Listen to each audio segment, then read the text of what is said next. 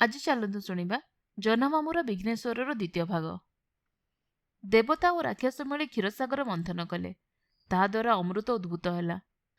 ସେ ଅମୃତ ପାନ କଲେ ଅମର ହୋଇ ଅସୁରମାନେ ସୃଷ୍ଟିର ସର୍ବନାଶ କରିବ ବୋଲି ବିଷ୍ଣୁ ମୋହିନୀ ରୂପ ଧାରଣ କରି ଅମୃତ ବଣ୍ଟନର ଦାୟିତ୍ୱ ଗ୍ରହଣ କଲେ ଏବଂ ଦେବତାମାନଙ୍କୁ ଅମୃତ ପରିବେଷଣ କଲେ। ବିଷ୍ଣୁଙ୍କର ମାୟାରୂପ ଭେଦ କରି ତାଙ୍କୁ ଚିହ୍ନିବା ରାକ୍ଷସମାନଙ୍କ ପକ୍ଷରେ ସମ୍ଭବପର ହେଲା ନାହିଁ।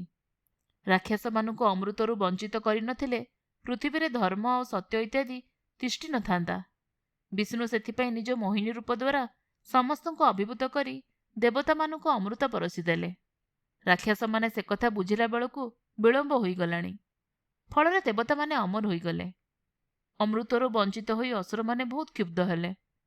ତାରକାସୁର ନାମକ ଅସୁର ଦେବତାମାନଙ୍କ ଉପରେ ପ୍ରତିଶୋଧ ନେବା ମାନସରେ କଠୋର ତପସ୍ୟା କଲା ଏବଂ ବ୍ରହ୍ମାଙ୍କୁ ବର ମାଗିଲା ତାର ଯେପରି କଦାପି ମୃତ୍ୟୁ ହେବ ନାହିଁ। କିନ୍ତୁ ବ୍ରହ୍ମା ତାକୁ କହିଲେ, ମୃତ୍ୟୁ ହେବ ନାହିଁ ଏଭଳି ବର ଦେବା ସମ୍ଭବ ନୁହେଁ, ଅନ୍ୟ କୌଣସି ବର ମାଗ। ତାରକାସୁର ଚିନ୍ତା କରି ଏହି ବର ମାଗିଲା କି ଯଦି ତାର ମୃତ୍ୟୁ ହେବ ତେବେ ଶିବଙ୍କ ପୁତ୍ର ହାତରେ ହିଁ ହେବ। ବ୍ରହ୍ମା ତଥାସ୍ତୁ କହିଲେ। ସେତେବେଳେ ଶିବଙ୍କ ପତ୍ନୀ ସତୀ ଦକ୍ଷ ଯଜ୍ଞ ବେଳେ ପ୍ରାଣ ହରାଇଥାନ୍ତି। ଶିବ ଦୁଃଖରେ ଗୋଟିଏ ସ୍ଥାନରେ ବସିପଡ଼ି ଧ୍ୟାନମଗ୍ନ କରୁଥାନ୍ତି। ତାରକାସୁର ଯଥାଶୀଘ୍ର ସମସ୍ତ ଅମୃତକୁ ଏକତ୍ର କଲା ଏବଂ 3 ଲୋକ ବ୍ୟାପୀ ଯୁଦ୍ଧ କରି ଦେବତାମାନଙ୍କୁ ନାକେଦମ କରିବା ସକାଶେ ସମସ୍ତଙ୍କୁ ପ୍ରବର୍ତ୍ତାଇବାକୁ ଲାଗିଲା। ତାରକାସୁରର ଏ ଆୟୋଜନ କଥା ଇନ୍ଦ୍ରଙ୍କ କାନରେ ପଡ଼ିଲା। ସେ ଦେବଗଣକୁ ଧରି ବ୍ରହ୍ମାଙ୍କ ପାଖରେ ପହଞ୍ଚିଲେ ଆଉ ଆସନ୍ନ ବିପନ୍ନ କଥା କହିଲେ। ବ୍ରହ୍ମା କହିଲେ, ଦେବଗଣ, ତାରକାସୁର ମୋଠାରୁ ଏହି ବର ଲାଭ କରିଛି କି କେବଳ ଶିବପୁତ୍ର ହାତରେ ହିଁ ତାର ମୃତ୍ୟୁ ହୋଇପାରିବ। ସେ ଦିଗରେ କ'ଣ କରାଯାଇପାରେ ସେ ପରାମର୍ଶ ସକାଶେ ଦେବଗଣ ବିଷ୍ଣୁଙ୍କ ପାଖରେ ଯାଇ ପହଞ୍ଚିଲେ। ବିଷ୍ଣୁ ଜଣାଇଲେ, ସତୀ ହିମବନ୍ତଙ୍କ କନ୍ୟା ରୂପେ ଜନ୍ମଗ୍ରହଣ କରିଛନ୍ତି। ଏ ଜନ୍ମରେ ତାଙ୍କ ନାମ ହୋଇଛି ପାର୍ବତୀ। ଶିବଙ୍କ ସହ ପାର୍ବତୀଙ୍କର ଯେପରି ବିବାହ ହୋଇଯିବ ସେହି ବ୍ୟବସ୍ଥା କର। ବିଷ୍ଣୁଙ୍କ ନିର୍ଦ୍ଦେଶ କ୍ରମେ ଦେବର୍ଷି ନାରଦ ଯାଇ ଶିବଙ୍କୁ ଭେଟିଲେ। ତାଙ୍କୁ ପ୍ରଣାମ କରି ସେ କହିଲେ କି ତାଙ୍କ ସେବା ପରିଚର୍ଯ୍ୟା ନିମନ୍ତେ ହିମବନ୍ତ କନ୍ୟା ପାର୍ବତୀଙ୍କୁ ଅନୁମତି ମିଳୁ। ଶିବ ନୀରବ ରହିବାର ଦେଖି ତାହା ସମ୍ମତିର ଲକ୍ଷଣ ବୋଲି ନାରଦ ବୁଝିଲେ। ପାର୍ବତୀ ଯାଇ ଶିବଙ୍କ ପରିଚର୍ଯ୍ୟାରେ ମନୋନିବେଶ କଲେ। ଶିଶୁକାଳରୁ ହିଁ ନାରଦ ମୁହଁରୁ ଦେବୀ ପାର୍ବତୀ ଶିବଙ୍କ ନାନା ଗୁଣର କାହାଣୀ ଶୁଣିଥିଲେ। ଶିବଙ୍କ ସେବାର ସୁଯୋଗ ପାଇ ତାଙ୍କ ଆନନ୍ଦ କହିଲେ ନ ସରେ। ସେ ମନ ପ୍ରାଣ ଢାଳି ଶିବ ପରିଚର୍ଯ୍ୟା କରିବାକୁ ଲାଗିଲେ। ପ୍ରତ୍ୟୁଷରୁ ଯାଇ ପାର୍ବତୀ ଶିବଙ୍କ ଧ୍ୟାନ କ୍ଷେତ୍ର ପ୍ରସ୍ତୁତ କରୁଥିଲେ। ନାନା ରଙ୍ଗର ମୁରୁଜ ଦ୍ୱାରା ସ୍ଥାନକୁ ସୁଶୋଭିତ କରୁଥିଲେ। ସୁବର୍ଣ୍ଣ ପାତ୍ରରେ ଫୁଲଫଳ ତଥା ବେଲପତ୍ର ସଜ୍ଜିତ କରି ରଖୁଥିଲେ।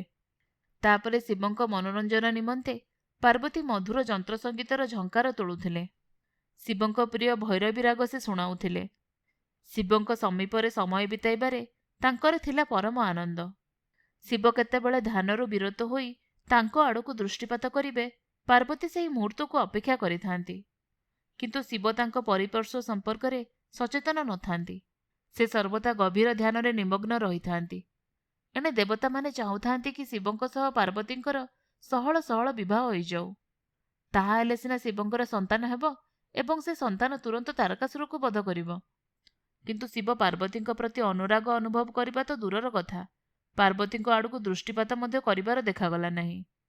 ଶିବଙ୍କ ହୃଦୟରେ ପାର୍ବତୀଙ୍କ ପ୍ରତି ଅନୁରାଗ ସଞ୍ଚାର କରିବା ନିମନ୍ତେ ଦେବରାଜ ଇନ୍ଦ୍ର ଗୋଟିଏ ଯୋଜନା କଲେ। ସେ ପ୍ରେମର ଦେବତା କାମଦେବଙ୍କୁ ନିମନ୍ତ୍ରଣ କରି ଶିବଙ୍କ ପୁରୀକୁ ପଠାଇଲେ। କାମଦେବ ତାଙ୍କ ପତ୍ନୀ ରତିଦେବୀଙ୍କୁ ସାଥିରେ ନେଇ ରଥାରୋହଣ କଲେ। ତାଙ୍କ ରଥର ସାରଥୀ ରୂପେ ଗଲେ ଋତୁରାଜ ବସନ୍ତ।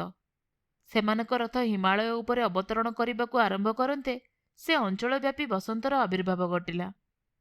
ବୃକ୍ଷଲତା ନୂତନ ପତ୍ର ଆଉ ପୁଷ୍ପ ସମ୍ଭାରରେ ଉଛୁଳି ଉଠିଲେ। କୋକିଳର ସଙ୍ଗୀତରେ ଚତୁର୍ଦିଗ ପୁଲକିତ ହେଲା। ଭ୍ରମରମାନେ ଗୁଣୁଗୁଣୁ କରିବାକୁ ଲାଗିଲେ। ମଳୟ ବହମାନ ହେଲା। ଏଣେ ଅଦୂରରେ ଠିଆ ହୋଇ କାମଦେବ ଶିବଙ୍କ ଉପରେ ମନୋନିବେଶ କଲେ। କିଛି ସମୟ ବିତିଗଲା। ଅକସ୍ମାତ୍ ଋତୁ ପରିବର୍ତ୍ତନ ଶିବ ଅନୁଭବ କରିପାରିଲେ। ତାଙ୍କ ହାତରୁ ଜପମାଳ ଖସି ପଡ଼ିଲା।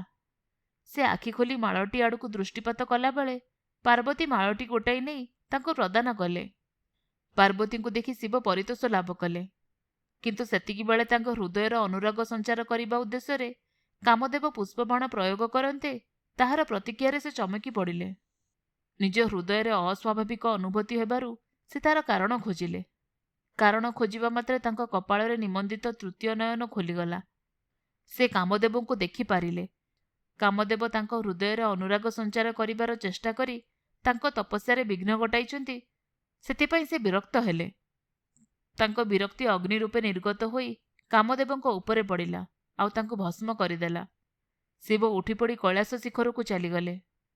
ରତିଦେବୀ ପତିଙ୍କ ଭସ୍ମ ଉପରେ ମୂର୍ଚ୍ଛା ଗଲେ।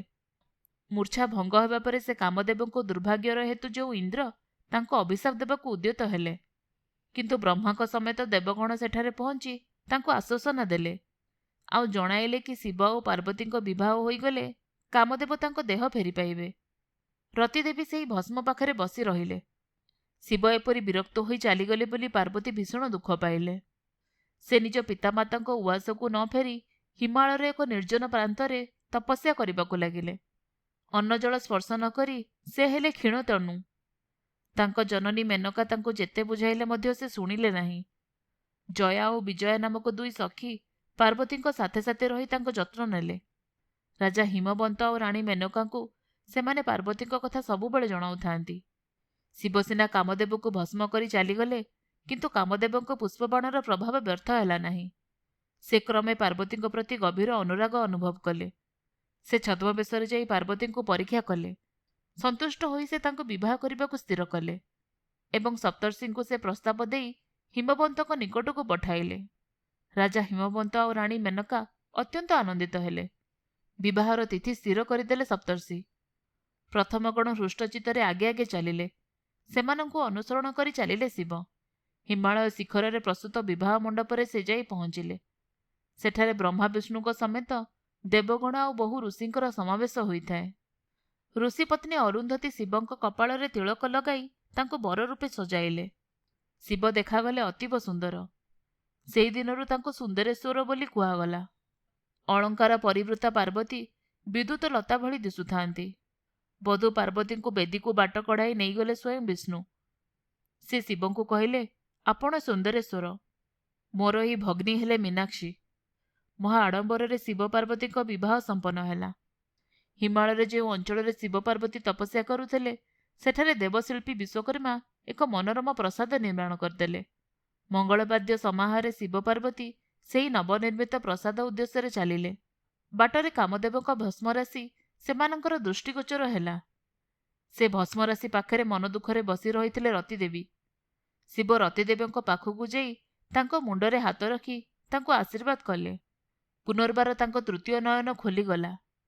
ଏଥର ସେଥିରୁ ନିର୍ଗତ ହେଲା ସୁକୋମଳ ଶାନ୍ତ ଦୃଷ୍ଟି। ଚାହୁଁ ଚାହୁଁ ଭସ୍ମସ୍ତୂପ ଉଭେଇ ଗଲା। ସେଠାରେ ଆବିର୍ଭୂତ ହେଲେ କାମଦେବ। ସେ ଥରେ ନିଜ ପୁଷ୍ପଧନୁ ଝଙ୍କୃତ କରି ଅଦୃଶ୍ୟ ହୋଇଗଲେ। ଶିବ ରତିଦେବୀଙ୍କୁ କହିଲେ, ଦେବୀ, ତୁମ ପତି ବର୍ତ୍ତମାନ ନିଜ ରୂପ ଫେରି ପାଇଛନ୍ତି। ମୁଁ ତାଙ୍କୁ ଦେଖିପାରିଲି ବୋଲି ସେ ଭସ୍ମ ହେଲେ। ମୁଁ ଏହି ବର ଦେଉଛି, ଭବିଷ୍ୟତରେ ତମ ଦୁହିଁଙ୍କୁ କେହି ଦେଖିପାରିବେ ନାହିଁ। କେବଳ ତମେ ପରସ୍ପର ଦେଖିପାରିବ। ଅବଶ୍ୟ ଯଦି କାହାକୁ ତମେ ଦେଖାଦେବାକୁ ଚାହିଁବ, ତେବେ ଦେଖା ଦେଇପାରିବ। ଏହାଫଳରେ ତମେ ଅଦୃଶ୍ୟ ଭାବରେ ରହି ନିଜ ଶକ୍ତି ସର୍ବତ୍ର ପ୍ରୟୋଗ କରିପାରିବ। ଏହାପରେ ଶିବ ପାର୍ବତୀ ବିଶ୍ୱକର୍ମା ନିର୍ମିତ ପ୍ରାସାଦରେ ପ୍ରବେଶ କଲେ। ବିଶ୍ୱକର୍ମା ଖଣ୍ଡିଏ ପର୍ଦ୍ଦା ଆଗରେ ଠିଆ ହୋଇ ଶିବ ପାର୍ବତୀଙ୍କୁ କହିଲେ, ଆଜ୍ଞା, ପର୍ଦ୍ଦା ଆଢ଼ୁଆଳରେ ରହିଛି ଏକ ଚିତ୍ରପଟ। ସେଥିରେ ଦୁଇଟି ସୁନ୍ଦର ପ୍ରତିମୂର୍ତ୍ତି ଦେଖିବାକୁ ପାଇବେ। ତାହାର ବିଶେଷତ୍ୱ ହେଲା, ଦୁଇ ପ୍ରତିମୂର୍ତ୍ତି ଭିତରୁ କେଉଁଠି ଅଧିକ ସୁନ୍ଦର, ସେକଥା ଆମ ଭଳି ବ୍ୟକ୍ତିମାନେ କହିପାରିବା ସମ୍ଭବପର ନୁହେଁ। ଆମର ବିଶ୍ୱାସ ଆପଣ ଦୁଇଜଣ ଏ ପ୍ରଶ୍ନର ଉତ୍ତର କହିଦେଇପାରିବେ। ଏହା କହି ବିଶ୍ୱକର୍ମା ପର୍ଦ୍ଦା ଆଡ଼େଇ ଦେଲେ। ଦେଖାଗଲା ପର୍ଦ୍ଦା ସେପଟେ ଖଣ୍ଡିଏ ଦର୍ପଣ। ସେଥିରେ ଶିବ ପାର୍ବତୀଙ୍କ ଚେହେରା ପ୍ରତିଫଳିତ ହେଉଥିଲା। ବିଶ୍ୱକର୍ମାଙ୍କ ରହସ୍ୟ ଦେଖି ଶିବ ମୃଦୁ ମୃଦୁ ହସିଲେ। ଦେବର୍ଷି ନାରଦ କହିଲେ, ହସିଦେଲେ ତ ପ୍ରଶ୍ନର ଉତ୍ତର ମିଳିଗଲା ନାହିଁ, ଉତ୍ତର ନିଶ୍ଚୟ ଦେବାକୁ ହେବ। ଶିବ କହିଲେ, ଦେବୀ ମୂର୍ତ୍ତିର ପ୍ରତିଫଳ ହିଁ ସୁନ୍ଦର। ପାର୍ବତୀଙ୍କ ମୁଖମଣ୍ଡଳ ଲଜ୍ଜାରୁଣ ଦେଖାଗଲା। ସେ ମୃଦୁ କଣ୍ଠରେ କହିଲେ, ତ୍ରିନେତ୍ର ହିଁ ସୁନ୍ଦର। ଏହାପରେ ସମବେତ ଦେବଗଣ ଆଉ ଋଷିବର୍ଗ ଶିବ ପାର୍ବତୀଙ୍କ ଉପରେ ପୁଷ୍ପବୃଷ୍ଟି କଲେ। ସେମାନଙ୍କ କୋଠରୀର କାନ୍ଥ ଦେହରେ ଏକ ଚିତ୍ତାକର୍ଷକ ଚିତ୍ର ଅଙ୍କିତ ରହିଥାଏ। ଦୁଇଟି ହାତୀ ପରସ୍ପର ଶୁଣ୍ଢ ଉଠାଇ ଖେଳୁଥାନ୍ତି। ସେ ଦୁହିଁଙ୍କ ମଝିରେ ଦିଶୁଥାଏ ସରୋବର। ସେ ସରୋବର ମଧ୍ୟଭାଗରେ ପବନରେ ଦୋହଲୁଥାଏ ଗୋଟେ ଦିବ୍ୟ ପଦ୍ମଫୁଲ। ଚାହୁଁ ଚାହୁଁ ସେ ସରୋବର ଉଜ୍ଜ୍ୱଳ ଦେଖାଗଲା। ସତେ ଅବା ସେ ଜଳରାଶି ସେପାରିରେ ସୂର୍ଯ୍ୟୋଦୟ ହେଉଛି। ଚାହୁଁ ଚାହୁଁ ସେ ମଧିର ଜ୍ୟୋତି ସ୍ପଷ୍ଟତର ହେଲା। ତହିଁ ଭିତରୁ ଉଦୟ ହେଲେ ବିଘ୍ନେଶ୍ୱର। ହାତୀ ଭଳି ତାଙ୍କର ଶିର, କିନ୍ତୁ ଦିବ୍ୟ ଭାବ ଓ ପ୍ରସନ୍ନତାରେ ତାହା ଦିଶୁଥାଏ ଗରିୟାନ। ତାଙ୍କ ନୟନ ଯୁଗଳରେ ଯେପରି ଶାନ୍ତି, ସେହିପରି ଜ୍ଞାନ ଓ ବୁଦ୍ଧିର ପ୍ରାଚୁର୍ଯ୍ୟ। ସେ ପାର୍ବତୀଙ୍କ ଆଡ଼କୁ ଅନାଇବା ମାତ୍ରେ ପାର୍ବତୀଙ୍କ ହୃଦୟରେ ବାତ୍ସଲ୍ୟ ସ୍ନେହ ଉଛୁଳି ଉଠିଲା। ମନେ ହେଉଥିଲା ସେ ଦିବ୍ୟ ଶିଶୁ ବି ଯେପରି ତାଙ୍କୁ ମା ବୋଲି ସମ୍ବୋଧନ କରିବାକୁ ବ୍ୟାକୁଳ ହେଉଥିଲା। ଧୀରେ ଧୀରେ ବିଘ୍ନେଶ୍ୱର ନିକଟବର୍ତ୍ତୀ ହେବା ଭଳି ମନେ ହେଲେ। ସେ କହିଲେ, ମୁଁ ବିଘ୍ନେଶ୍ୱର, ସମସ୍ତ ବାଧାବିଘ୍ନ ବିନାଶକ। ମୁଁ ପଞ୍ଚଭୂତଗଣଙ୍କ ଅଧିପତି ଗଣପତି। ଆପଣମାନଙ୍କଠାରୁ ସନ୍ତାନ ରୂପେ ଜନ୍ମଗ୍ରହଣ କରି କୁମାର କାର୍ତ୍ତିକେୟ ତାରକାସୁରକୁ ବଧ କରିବେ। ତହିଁ ପୂର୍ବରୁ ମୁଁ ଅବତାର ଗ୍ରହଣ କରି ଆପଣମାନଙ୍କ ପୁତ୍ର ରୂପେ ପରିଚିତ ହେବି। ଗଣପତିଙ୍କ ମୁହଁରୁ ଏହା ଶୁଣିବା ମାତ୍ରେ ତାଙ୍କୁ କୋଳକୁ ନେବା ମାନସରେ ପାର୍ବତୀ ହସ୍ତଯୁଗଳ ପ୍ରସାରିତ କଲେ। କିନ୍ତୁ ସଙ୍ଗେ ସଙ୍ଗେ ବିଘ୍ନେଶ୍ୱର ଅଦୃଶ୍ୟ ହୋଇଗଲେ। ଶିବ ପାର୍ବତୀ ପରସ୍ପର ପ୍ରଶ୍ନବାଚୀ ଦୃଷ୍ଟିରେ ଅନାଇଲେ। ଯାହା ଦେଖିଲେ ତାହା ସ୍ୱପ୍ନ ନା ସତ୍ୟ, ସେମାନେ ହଠାତ୍ ତାହା ଠଉରାଇ ପାରିଲେ ନାହିଁ। ଶିବ ପାର୍ବତୀ ସେ ମନୋରମ ପ୍ରସାଦରେ କାଳାତିପାତ କଲେ। ଆପଣମାନେ ଶୁଣୁଥିଲେ ଜହ୍ନମାମୁଁର ବିଘ୍ନେଶ୍ୱରର ଦ୍ୱିତୀୟ ଭାଗ।